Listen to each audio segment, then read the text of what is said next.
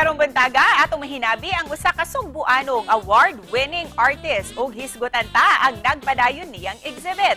Let's all welcome Roniel Compra. Maayong buntag Sir Roniel ug welcome din sa GMA Regional TV Live. May buntag.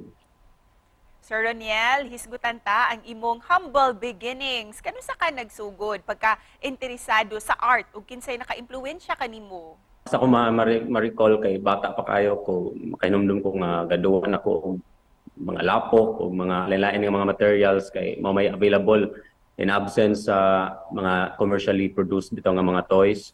So mo to mga early mga recollections nako sa kana siya nga experience. Later on after college na siya nga mas ni stronger na ang desire to pursue mag-focus na gid og create og art, although in absence sa market pa atong nga time. You mentioned na bata pa ka, nahimong kabahi na gayud ang art sa imong kinabuhi. Para kanimo, what did art teach you about life? How did it change you?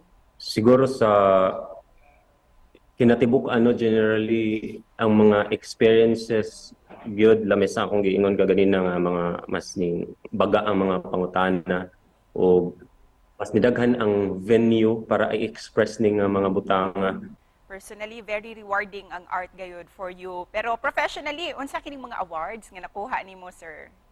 2000 exit sa Hong Kong nga grant, and sa Ateneo Art Awards 2019 o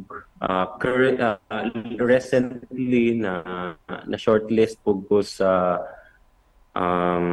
kani sa Singapore nga unsa ni tawag ani siya nga NTU, limot ko basta residency na siya nga grant.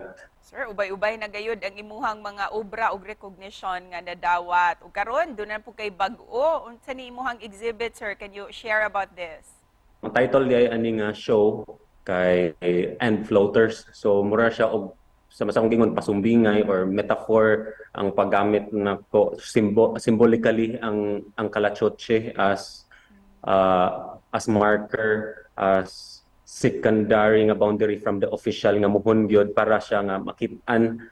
So mura siya og poetically nagrepresent ni siya og as the othering, the other or the option para mo represent siya mo siya mo mark siya sa kanabitang dili mag-grasp. Sir, very interesting kayo ang imong exhibit. Busa, please invite all our kapuso na bisitahon ug suportahan ang imong nagpadayong exhibit. Ako din gi-imbita ang tanan no sa pag-view sa kini nga gallery, kini nga exhibit nga gitawag or gi-entitled End Floaters nga nagsugod pag January 5 o mo hangtod ni siya sa mo end ni siya on January 14. Og naay mga dagko nga mga piyesa diri sama naa sa akong likod og naay mas dako pa nga mga piyesa og total of 20 artworks, 20 plus artworks dinhi sa gallery.